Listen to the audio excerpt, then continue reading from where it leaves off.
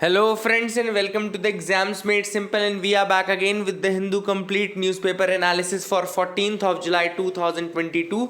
14 जुलाई 2022 का the Hindu newspaper analysis देखेंगे। शुरू करने से पहले जिसको कंटेंट अच्छा लगता है हमारा वो please do like the video, do share it among your friends. साथ ही हमने 2023 के लिए यूपीएससी का फुल कोर्स स्टार्ट किया है। नीचे डिस्क्रिप्शन कमेंट में लिंक है, आप वहाँ से उसके बारे में पढ़ सकते हैं अगर आपको लगता है कि आपको ज़रूरत है। जो भी स्टार्टर्स भी हैं, जो स्टार्ट कर रहे हैं तथा जो एडवांस तैयारी कर रहे हैं, उनके लिए भी ये कोर्स हेल्पफुल रहेगा। तो अगर आपको लगता है कि आपको स्टैटिक्स में ज़रूरत है तो आप ज़रूर ज्वाइन करिएगा। स्टार्ट करते हैं सबसे पहले आज के सवालों के साथ। पहला सवाल है which of the following acts for the first time provided for the association of Indians with the Executive Council of the Viceroy and introduced the system of communal representation। इनमें से कौन सा एक्ट था जिसने पहली बार कम्युनल रिप्रेजेंटेशन जो है वो स्टार्ट किया, साथ ही साथ association of Indians with the executive council of viceroy start किया। तो बहुत ईजी सवाल है, ऑप्शंस आपके सामने हैं। Options are Indian council act of 1909, government of India act 1919, government of India act 1935 या काउंसिल एक्ट 1892। दूसरा सवाल है which of the following factors can be considered as the basis of international trade. इनमें से किसको बेसिस ऑफ इंटरनेशनल ट्रेड माना जा सकता है? First is stage of economic development, second is population, third is extent of foreign investment and fourth is differences in national resources. अब आपको यहाँ पे ऑप्शंस दिए हैं 1 2 3 1 3 4 2 3 4। तो आपको बताना है किसको बेसिस माना जा सकता है इंटरनेशनल ट्रेड का, ठीक है ना। क्वेश्चन नंबर थर्ड है arrange the following ecosystems in the decreasing order of biomass productivity. Biomass productivity के डिक्रीजिंग ऑर्डर में आपको उसको अरेंज करना है। तो पहला है ट्रॉपिकल रेन फॉरेस्ट, सेकंड है ओपन ओशियन, थर्ड है कोरल रीफ, फोर्थ है स्वैम्प्स एंड मार्शेस। तो इनको अरेंज करना है decreasing order of biomass productivity, ठीक है ना, decreasing order of biomass productivity. तो ऑप्शंस आपके सामने हैं 4 3 1 2 4 1 3 2। तो क्या क्या हो सकता है, ठीक है ना। तो दीज आर द 3 क्वेश्चंस, एक एक करके आप लोग आंसर्स करिएगा, ठीक है ना। मैं आपको आंसर बताता हूँ, मैच कर लीजिए कितने आपने सही किए वो मुझे आप कमेंट सेक्शन में बताइएगा। तो पहला सवाल था कि विच of the following acts for the first time provided for association of Indians with the executive council and viceroy and introduce the system of communal representation. तो इसका करेक्ट आंसर है Indian council act of 1909। A will be the answer of this question. Question number second है कि इनमें से कौन से factors essential हैं या जिनको बेसिस माना जा सकता है इंटरनेशनल ट्रेड का। तो ये इनमें सारे ही हैं, है ना। कंट्री का स्टेज ऑफ इकोनॉमिक डेवलपमेंट क्या है, पॉपुलेशन कितनी है, फॉरेन इन्वेस्टमेंट कितना है, या फिर नेशनल रिसोर्सेज कौन कौन से हैं कौन से नहीं है, ये सारे ही तो एक तरीके से रीजंस हैं इंटरनेशनल ट्रेड के, ठीक है ना। तो इसका आंसर रहेगा डी। एंड थर्ड क्वेश्चन है कि इनमें से आपको बायोमास प्रोडक्टिविटी पे अरेंज करना था। बायोमास प्रोडक्टिविटी देखो क्या होता है, बायोमास प्रोडक्टिविटी में सबसे ज़्यादा तो स्वैम्प्स एंड मार्शेस की होती है, ठीक है ना। बायोमास प्रोडक्टिविटी सबसे ज़्यादा स्वैम्प्स एंड मार्शेस की होती है। उसके बाद आपकी ट्रॉपिकल रेन फॉरेस्ट की होती है, उसके बाद आपकी कोरल रीफ की होती है, फिर उसके बाद आपकी आती है ओपन ओशियंस की। ओपन ओशियंस की काफ़ी कम होती है, मतलब ओपन ओशियंस के बाद डेजर्ट आता है आपका, इतनी कम होती है ओपन ओशियंस की, ठीक है ना। तो बायोमास प्रोडक्टिविटी जो होती है आपकी उसमें ये होता है सबसे ज़्यादा किसका, स्वैम्प्स एंड मार्शेस, यानी कि फोर्थ सबसे ज़्यादा। फिर आपका होता है ट्रॉपिकल रेन फॉरेस्ट, फिर आपका होता है कोरल रीफ, फिर आपका इधर ओपन ओशन बिल्कुल लास्ट में होता है, और डेजर्ट सबसे कम होता है, डेजर्ट में सबसे कम होता है, ठीक है ना। तो आप इसको अरेंज कर सकते हैं। तो दीज वर द 3 क्वेश्चंस। आगे मूव करते हैं, mains question of the day देख लेते हैं। तो आज का mains question of the day है what should be the role of president in India's polity, should president just remain a rubber stamp, ठीक है ना। तो प्रेसिडेंट का क्या रोल रहना चाहिए इंडियन पॉलिटी में, क्या प्रेसिडेंट महज एक रबर स्टैम्प बन के रहे वो सही है या कुछ और, ठीक है ना। तो this is the mains question of the day. I hope you will try to write down the answer for this question. आप इसका आंसर करने की कोशिश करेंगे, ठीक है ना। अब मूव करते हैं न्यूज एनालिसिस में। सबसे पहली जो न्यूज है वो है फ्रंट पेज की, Oppo India gets DRI notice on duty evasion. सबसे पहली बात, ड्यूटी इवेजन क्या है? ड्यूटी इवेजन मतलब जो कस्टम ड्यूटी उसको भरनी थी वो उसने नहीं भरी, इवेड कर दी, ठीक है ना।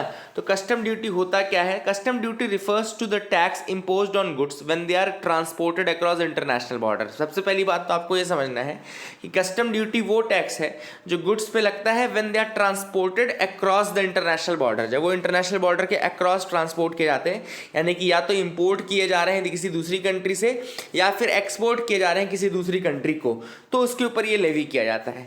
अब गवर्नमेंट यूज़ करता है कस्टम ड्यूटी को तो अपने रेवेन्यूज़ को रेज करने के लिए, है ना, ये सारी डोमेस्टिक इंडस्ट्रीज़ को बचाने के लिए भी कई बार करते हैं। जैसे मान लो चाइना सपोज करो डंपिंग कर रहा है, अब चाइना अगर डंपिंग कर रहा है तो हम एक एंटी डंपिंग ड्यूटी लगाएंगे।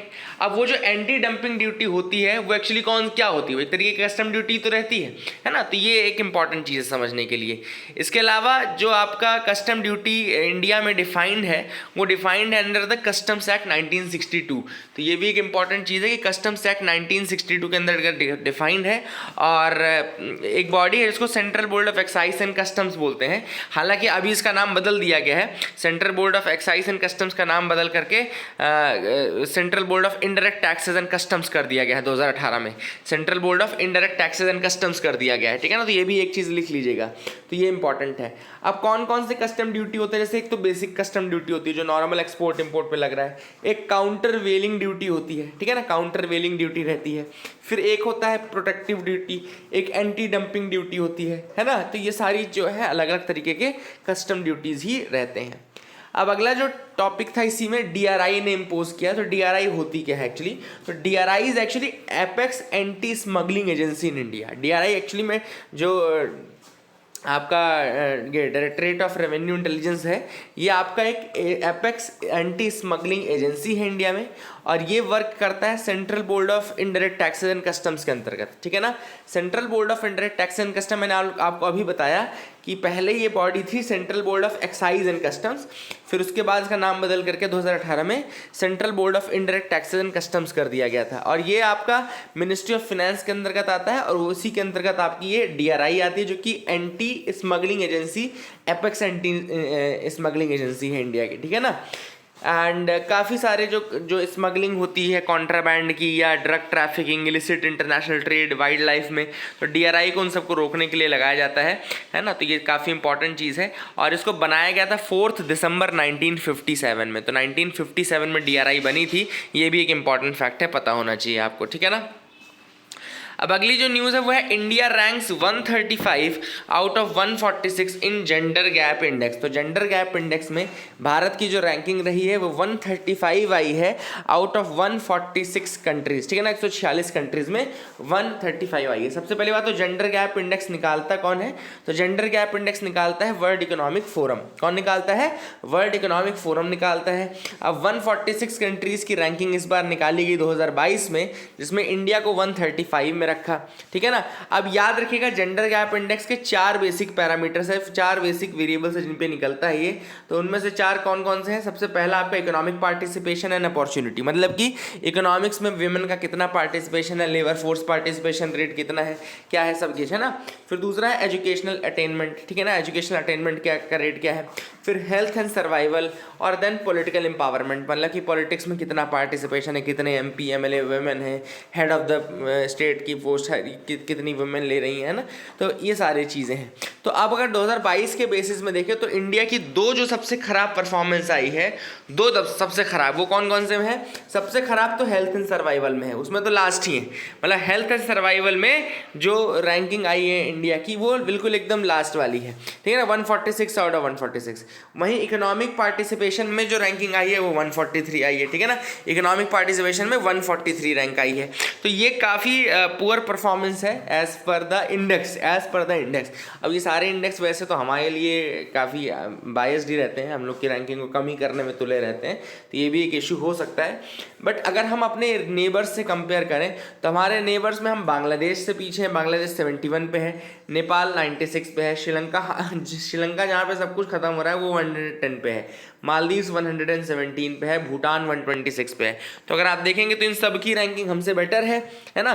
केवल ईरान जो है वो 143 पे है, पाकिस्तान 145 पे है, अफगानिस्तान 146 पे है। कौन कौन से, अगर Iran 143, Pakistan 145 and Afghanistan 146 are worse than India in South Asia, ठीक है ना। तो ये काफ़ी इंपॉर्टेंट है कि आपको समझना कि क्या रेटिंग कैसे है।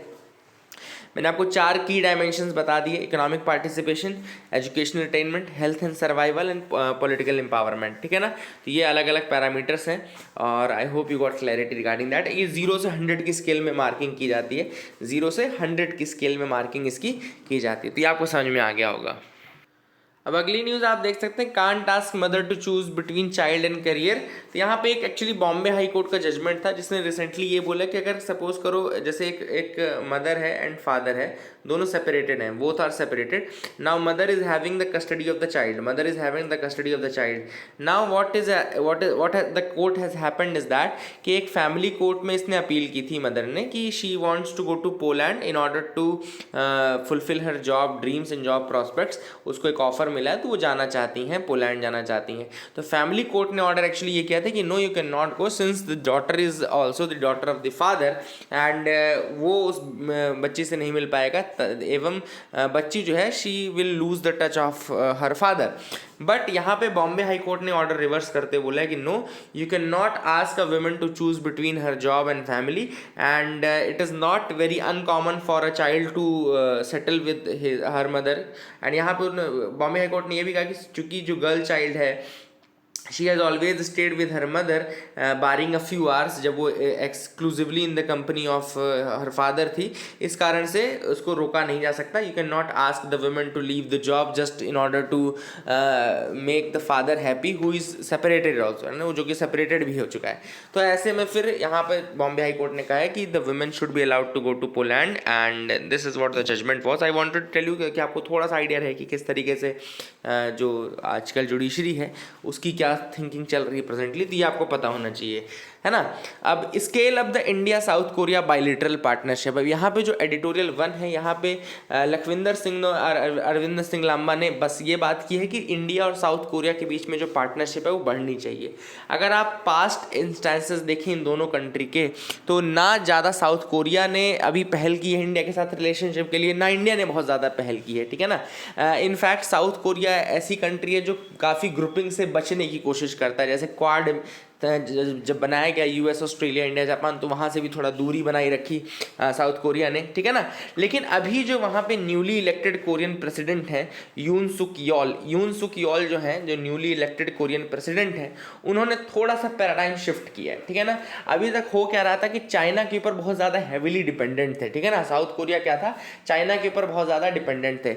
इनफैक्ट चाइना के साथ उन्होंने 3 नो पॉलिसी भी साइन की थी इसके पहले, मतलब इस प्रेसिडेंट ने नहीं, लेकिन मून जे इन जो थे इसके पहले कोरिया के जो प्रेसिडेंट थे, उन्होंने साइन किया था the 3 nos agreement. 3 no agreement में 3 बार नो बोला था उन्होंने। किस चीज़ के लिए नो बोला था?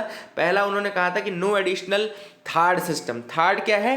Terminal high altitude area defence system है, जो कि यूएसए ने साउथ कोरिया को प्रोवाइड किया है। याद रखिएगा, थर्ड क्या है?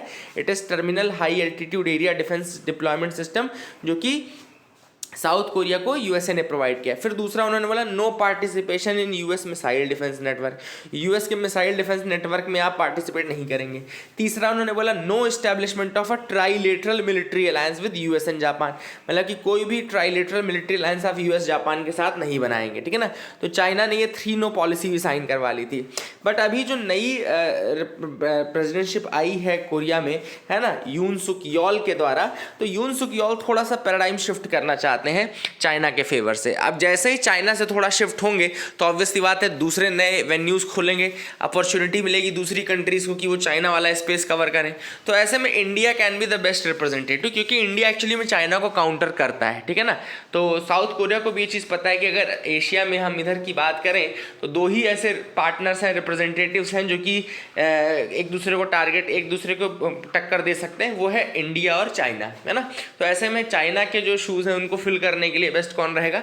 India will be the best partner, यही चीज़ बोला। तो 2020 में इसके लिए इंडिया और साउथ कोरिया ने एक road map for defence industries corporation भी साइन किया था, है ना, जिसको Republic of India and Republic of Korea deal बोलते हैं, है ना, ROK डील, है ना। लेकिन पॉलिटिकल एंड स्ट्रेटजिक अलाइनमेंट नहीं होने के कारण कुछ भी उससे निकल नहीं पाया, ठीक है ना।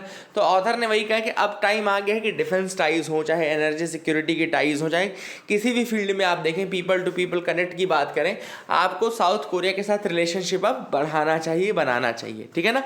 There is a need to change this and South Korea को हम फोर्थ पिलर बना सकते हैं इंडो पैसिफिक स्ट्रेटजी का। अब फोर्थ पिलर बना सकते हैं तो बाकी के 3 पिलर कौन से हैं? तो बाकी के 3 पिलर हैं जापान, ऑस्ट्रेलिया और वियतनाम। यहाँ पे इन्होंने बोला ऑथर ने कि भैया इंडो पैसिफिक के जो 3 पिलर्स हैं इंडिया के लिए वो जापान, ऑस्ट्रेलिया, वियतनाम है, और ये फोर्थ पिलर के रूप में हम साउथ कोरिया को बना सकते हैं। तो टाइम बिल्कुल राइप है कि हम उनके साथ रिलेशनशिप को आगे बढ़ाएं, है ना, एंड हम उसको लॉन्ग टर्म पार्टनर के रूप में ले सकते हैं। बट बात एक जो मेन क्वेश्चन है वो ये रहेगी कि क्या साउथ कोरिया जो चाइनीज़ इन्फ्लुएंस है उसको टैकल कर पाएगा, क्या उस प्रेशर को झेल पाएगा, तो ये देखने वाली बात रहेगी, ठीक है ना। दूसरा जो आर्टिकल हम देखेंगे वो है president is not merely a rubber stamp. ये आर्टिकल लिखा गया है कि भैया B.R. अम्बेडकर जी ने प्रेसिडेंट के बारे में कहा था कि our president is merely a nominal figure head, he has no discretionary power, he has no powers of administration at all. लेकिन यहाँ पे ऑथर ने बोला कि भैया आर्टिकल 53 का क्या हुआ फिर? आर्टिकल 53 कहता है the executive power of the union shall be vested in the president and shall be exercised by him either directly or through officer subordinate to him in accordance with the constitution, ठीक है ना। तो article 53 उसको पूरी की पूरी executive power उसको दे रहा है, लेकिन इसका मतलब फिर भी यही है कि वो कुछ नहीं कर सकता। फिर उन्होंने बोला कि क्या हम ऐसा प्रेसिडेंट चाहते हैं? अगर आप सोचो तो क्या कॉन्स्टिट्यूशन मेकर्स ने ऐसा इमेजिन किया था कि प्रेसिडेंट मेयरली एक रबर स्टैम्प रहेगा और कुछ नहीं रहेगा, केवल फिगरेटिव रहेगा, केवल सेरिमोनियल रहेगा, है ना। तो यहाँ पे ऑथर ने कहा ऐसा नहीं है। अगर आप देखो तो प्रेसिडेंट का इलेक्शन जो होता है वो माना कि डायरेक्टली नहीं होता है, वो इनडायरेक्ट इलेक्शन होता है ना। Proportional representation, single transferable vote, ये सिस्टम फॉलो होता है और उसका एक इलेक्टोरल कॉलेज बनाया जाता है। लेकिन अब ऑथर ने कहा कि इलेक्टोरल कॉलेज अगर आप देखो तो वहाँ पे प्रॉपरली क्या होता है, वोट की वैल्यू काउंट की जाती है। एक MLA के वोट की वैल्यू काउंट की जाती है और एक MP के वोट की वैल्यू काउंट की जाती है। जब MLA के वोट की वैल्यू काउंट होती है तो पॉपुलेशन से उसको डिवाइड किया जाता है ना, पॉपुलेशन, टोटल पॉपुलेशन जो है उस रीजन की उससे डिवाइड किया जाता है। तो ऑथर ने कहा जैसे ही पॉपुलेशन का एस्पेक्ट आया, इसका मतलब है कि लोगों को तो आपने ऑलरेडी इंक्लूड कर लिया ना, है ना, क्योंकि जितनी ज़्यादा पॉपुलेशन फिर वोट की वैल्यू उतनी ज़्यादा, है ना। तो वो मतलब कुल मिला करके अगर कोई व्यक्ति है, मतलब पॉपुलेशन है अगर, तो उससे वोट की वैल्यू इम्पैक्ट हो रही है, तो लोगों के कारण वोट की वैल्यू इम्पैक्ट हो रही है। तो कुल मिलाकर क्या होता है ना, जब पॉपुलेशन इतना बड़ा फैक्टर है, क्रूशियल फैक्टर है, इसका मतलब है कि प्रेसिडेंट के साथ ऑलरेडी यहाँ पे पॉपुलेशन की जो पावर है वो ऐड हो गई, है ना। तो इससे प्रेसिडेंट को थोड़ा वाइडर बेस मिलता है, this gives a wider base to the president. इसके अलावा उन्होंने कहा कि प्रेसिडेंट के पास ग्रेटर मोरल अथॉरिटी भी मिलती है, this also gives a greater moral authority to the president, ठीक है ना। तो कुल मिलाकर के इंडियन प्रेसिडेंट मेयरली एक रबर स्टैंप नहीं है। हाँ, डायरेक्टली उसके पास हो सकता है कि एग्जीक्यूटिव पावर ना हो, लेकिन उसके पास कुछ ऐसे कैविएट्स जरूर रहने चाहिए कि वो इन्फ्लुएंस कर सके पॉलिटी को। केवल मेयरली रबर स्टैंप बनने के लिए हम इतनी बड़ी पोस्ट, इतनी बड़ी प्रोसेस ना करें। ऑथर ने वही कहा कि देखो क्या होता है, कई प्रेसिडेंट्स हैं ऐसे पास्ट में रहे हैं जिन्होंने बहुत अच्छा ये रोल प्ले किया है। For example APJ Abdul Kalam ji का नाम देख लीजिए, he has been one of the greatest scientist and one of the greatest presidents as well. दोनों डिफरेंस है ना। ग्रेटेस्ट साइंटिस्ट होना जरूरी नहीं था कि ग्रेटेस्ट प्रेसिडेंट भी होते, लेकिन नहीं, कई बार उन्होंने रिकंसीडर करने के लिए बिल भेजा। ये पावर प्रेसिडेंट यूज ही नहीं करते। ऑथर ने यहाँ पे कहा है कि भाई बहुत बड़ी पावर है प्रेसिडेंट के पास कि वो बिल को एक बार रिकंसीडर करने के लिए कैबिनेट को भी भेज सकता है। अब आप सोचो कि जब रिकंसीडर करने के लिए भेज रहा है तो इससे एक कितना बड़ा वो बनता है कि प्रेसिडेंट ने भेज दिया, मतलब कि अब आपको सोचने की जरूरत है ना। अब जब आप यूज ही नहीं करोगे ऐसी पावर्स को, रिकंसीडर करने के लिए भेजोगे ही नहीं, हालांकि आपको रिकंसीडर करके अगर दोबारा भेजा गया तो आपको करना पड़ता है, लेकिन एक बार तो आप रिकंसीडर करने के लिए भेज सकते हो ना, वो तो आपका डिस्क्रिशन है ना। तो वहां पर ये काफी इंपॉर्टेंट चीज है कि किस तरीके से प्रेसिडेंट अपने आप को यूज करते हैं, अपने आप को पोर्ट्रे करते हैं। क्या वो मेयरली रबर स्टैम्प बनने रहना चाहते हैं, ये बड़ी बात है। अगर वो बने रहना चाहते हैं तो कोई कुछ नहीं कर सकता, लेकिन अगर वो अपनी पावर को थोड़ा सा भी एग्जीक्यूट कर सकें तो कॉन्स्टिट्यूंट असेंबली भी इतनी वो नहीं थी कि उसने ऐसे ही किसी को इतनी बड़ी पोस्ट बना दी है। उस पोस्ट को बनाया गया है अगर, तो कहीं ना कहीं उसके पीछे का रीजन या उसके पीछे का लॉजिक यही रहा होगा कि ये थोड़ा सा एक विजडम प्रोवाइड करेंगे, जो लेजिस्लेचर इसको विजडम प्रोवाइड करने का काम करेंगे, ठीक है ना। आई hope you got clarity regarding that.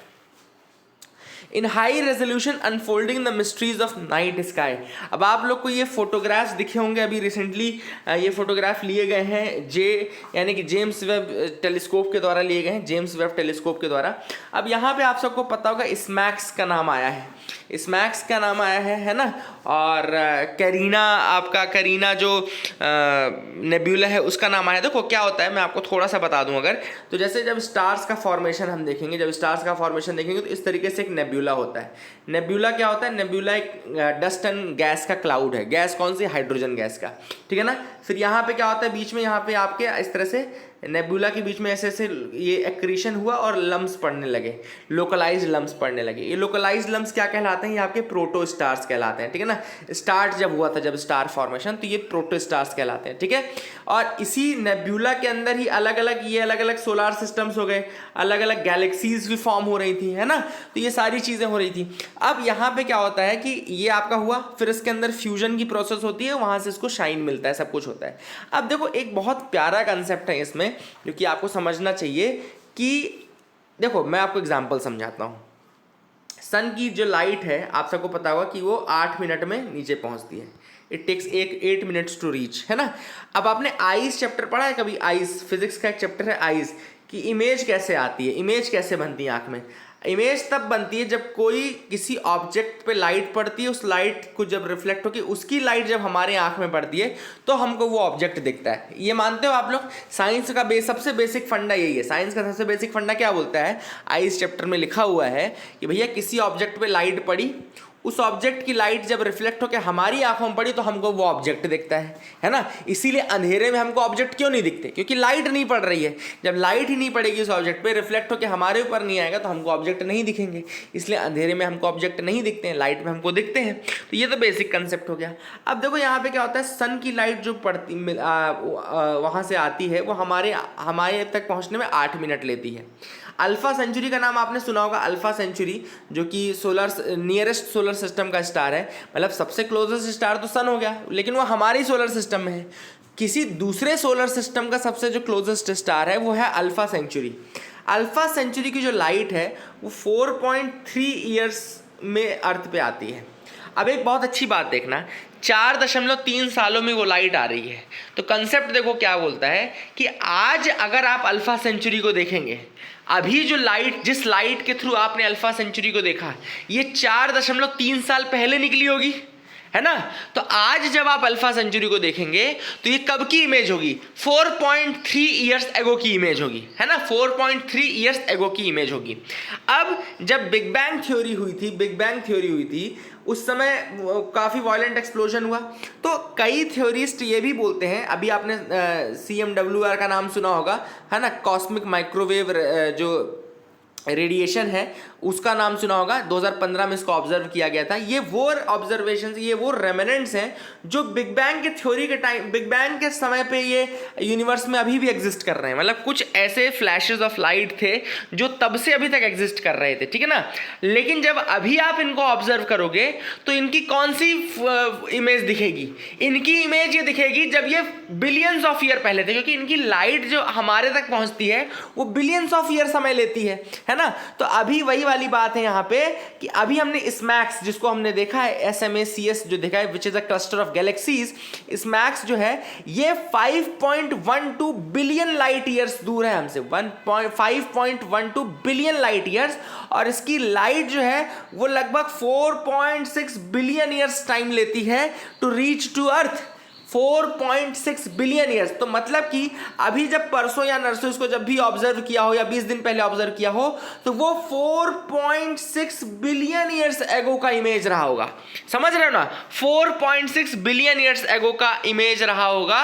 और इसीलिए ये जो डिस्कवरी है, फोटोग्राफ्स जो है, ये काफी अपने आप में एक बड़ी चीज है, ठीक है ना। और ये स्मैक्स क्या है? It's a cluster of Galaxy, बहुत सारी गैलेक्सीज का क्लस्टर है। और ये सारे क्लस्टर किसमें थे? ये थे आपके करीना नेब्यूला में। में, ठीक है ना। ये ओवरऑल नेब्यूला कौन सा था आपका, करीना नेब्यूला था, ये भी आपको पता होगा। और ये स्टार फॉर्मिंग रीजन है, मैंने आपको दिखाया है कि स्टार कहाँ से बन रहे हैं भाई, नेब्यूला के अंदर ही तो सारी प्रोसेस हो रही है, नेब्यूला से ही तो सारे क्लस्टर्स और ये सब बन रहा है। तो ये काफ़ी अच्छा कंसेप्ट है, मतलब कि एक तरीके से आप एक तरह से पास्ट को रिलीव कर रहे हो, है ना, क्योंकि इन सब के ऑब्जेक्ट्स की लाइट जो है वो इतने इतने दिनों में आ रही है। अब हाँ, हालांकि ये कि इतने फेंट होते हैं कि इसके लिए बहुत स्ट्रांग टेलीस्कोप आपको चाहिए देखने के लिए, तो उसके लिए फिर आपका जेम्स वेब स्पेस टेलीस्कोप जो है काम आ रहा है। तो काफ़ी इंपॉर्टेंट ये कंसेप्ट था, आपको समझ में आया होगा, आई होप आपको समझ में आ गया होगा। आगे मूव करते हैं यहाँ पे, assessing juvenility is a delicate task. अब सुप्रीम कोर्ट ने कहा है कि जुवेनाइलिटी को असेस करना, भैया जुवेनाइलिटी का मतलब क्या हुआ मैं आपको बताता हूँ। कई केसेस आपने देखे होंगे जिसमें 15 साल 16 साल 17 साल के लोग जो है इन्वॉल्व हैं। 16 साल के किसी व्यक्ति ने गोली मार दी, 16 साल के किसी व्यक्ति ने रेप कर दिया, ये सारे केसेस आपने देखे होंगे। तो juvenile justice care and protection act आपका 2015 का है, जो कि जिसका सेक्शन 15 बोलता है कि अगर कोई एक्ट किसी जुवेनाइल ने किया है तो उसका प्रिलिमिनरी असेसमेंट होता है, ठीक है ना। प्रिलिमिनरी असेसमेंट कौन करता है, मेंटल एंड फिजिकल कैपेसिटी जो जुवेनाइल की है वो चेक की जाती है।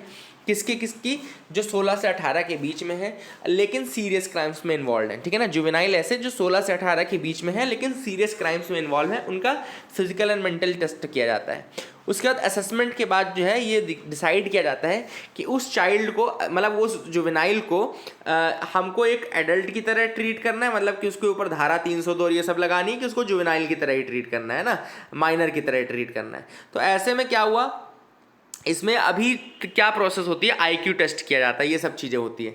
सुप्रीम कोर्ट ने बोला कि भैया जुवेनाइलिटी टेस्ट करने के लिए मेयरली आईक्यू टेस्ट करके आप नहीं डिसाइड कर सकते कि ये व्यक्ति जुवेनाइल है कि नहीं। आपको ये समझना पड़ेगा कि उस व्यक्ति को उसके रिपरकशंस, उसके कंसिक्वेंसेस पता थे नहीं पता थे, अलग अलग चीज़ों से आपको करना पड़ेगा। इसलिए एक आपको चाइल्ड साइकोलॉजिस्ट, चाइल्ड एक्सपर्ट आपको आपके बोर्ड में रखना होगा, ठीक है ना। तो कुल मिलाकर के बोर्ड डिसाइड ज़रूर करता है, जुवेनाइल बोर्ड ज़रूर डिसाइड करता है कि उसको कैसे ट्रीट करना है, लेकिन उसके लिए आपको क्या करना पड़ेगा, उसका असेसमेंट करते समय आपको at least one child psychologist should be there, ठीक है ना। और आपको एक्सपीरियंस साइकोलॉजिस्ट का, साइकोलॉजिकल वर्कर्स की मदद लेनी पड़ेगी, तब आप डिसाइड कर पाओगे। Assessing juvenility is not very easy task, जैसे कि आपने आईक्यू टेस्ट लिया, मैथ के 4 सवाल लगाए और उससे बोल दे कि हाँ ठीक है तुमको तो अडल्ट की तरह ट्रीट करेंगे, ठीक है ना। तो that is the big thing, ठीक है ना। तो अभी रिसेंटली जो केस था उसके संदर्भ में ही था ये, लेकिन आई hope you got clarity. India has achieved clean energy target 9 years before the deadline. अब यहाँ पे क्या था, इंडिया ने अपने टारगेट 9 साल पहले ही पूरे कर लिए। अगर आपको याद हो तो जब 2015 में पेरिस क्लाइमेट डील हुई थी तो वहाँ पे हमने कहा था कि हम 40% हमारी जो एनर्जी है उसका रिन्यूएबल एनर्जी से यूज़ करेंगे, ठीक है ना। 40% of our energy will be from the renewable energy. अभी वो टारगेट हालांकि बढ़ा दिया है प्राइम मिनिस्टर ने, 50% कर दिया, लेकिन 40% हमारा टारगेट था, ठीक है ना। तो ऐसे में क्या था कि अभी हमारी जो 402 गीगावाट की एनर्जी है ना, 402 गीगावाट की इलेक्ट्रिसिटी इंस्टॉल्ड है, उसका 41% यानी कि 162 गीगावाट जो है हमारा वो रिन्यूएबल एनर्जी से आ रहा है। तो कुल मिलाकर के हमारा जो टारगेट था, एक्चुअली जो हमारा टारगेट था जिसको INDC बोलते हैं, इंटेंशनली नेशनली डिटरमाइंड कॉन्ट्रीब्यूशन, वो हमने पूरा कर लिया है, लेकिन अभी प्राइम मिनिस्टर ने चूंकि इसको बढ़ा दिया है। Push for wider use of genomics in all the countries. अब WHO की एक साइंस काउंसिल है, ठीक है ना। सबसे पहले तो इसके बारे में लिख लो, जब WHO की एक साइंस काउंसिल है, और ये WHO की साइंस काउंसिल अभी अप्रैल 2021 में ही बनाई गई है, ठीक है ना। तो WHO की साइंस काउंसिल कब बनाई गई है, अप्रैल 2021 में बनाई गई है, जिसमें बहुत बड़े बड़े जो साइंटिफिक नॉलेज रखने वाले लोग हैं उनको, एक्सपर्ट्स को इंक्लूड किया गया था, है ना। और इसने अपनी पहली जो रिपोर्ट निकाली है, ठीक है ना, इसमें जो पहली रिपोर्ट इसने निकाली है वो निकाली है जीनोमिक्स के ऊपर। अब जीनोमिक्स आपको पता है ऐसी फील्ड है जिसमें जीनोम जो ह्यूमन जेनेटिक मटेरियल है उसके साथ छेड़खानी, उसके साथ ये सब किया जाता है ताकि मेडिकल ट्रीटमेंट और ये सब क्योर्स निकाले जा सकें, ठीक है ना। तो उसी चक्कर में यहाँ पे पहली जो रिपोर्ट है जीनोमिक्स के ऊपर निकाली है।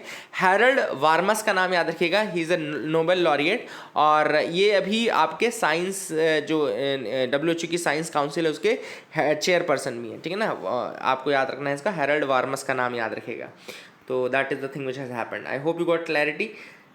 I2U2, अब I2U2 can become a regional feature like quad. अब यहाँ पर I2U2 है क्या, I2U2 है इंडिया, इजराइल, UAE, US। याद रखिएगा 4 countries, India, Israel, UAE US, इसको बोलते हैं वेस्ट एशियन क्वाड भी इसका नाम रखा गया है, कई लोग इसको वेस्ट एशियन क्वाड भी कहते हैं। तो प्राइम मिनिस्टर नरेंद्र मोदी जो है अब आज पार्टिसिपेट करेंगे first ever I2U2 virtual summit में along with the heads of Israel, UAE and US. ठीक है ना, 14 तारीख यानी कि आज ये I2U2 समिट होगा, वर्चुअली होगा, हालांकि ये पहला समिट है जो कि हो रहा है। 2021 के अक्टूबर में जब ये फॉरेन मिनिस्टर्स मिले थे 4 कंट्रीज़ के, उस समय उन्होंने कहा था कि भैया हमको इस तरह से ग्रुपिंग बनानी है, लेकिन तब इसका नाम था international forum for economic cooperation. याद रखिएगा, तब इसका नाम क्या था? International forum for economic cooperation. अब इसको I2U2 बोलने लगे हैं। और इसका एरिया इंटरेस्ट क्या क्या रहेगा? ऑब्वियसली इकोनॉमिक पार्टनरशिप, इन्वेस्टमेंट, इसके अलावा एनर्जी है, वाटर है, ट्रांसपोर्ट है, स्पेस है, हेल्थ है, फूड सिक्योरिटी है, ये अलग अलग एरियाज़ हैं।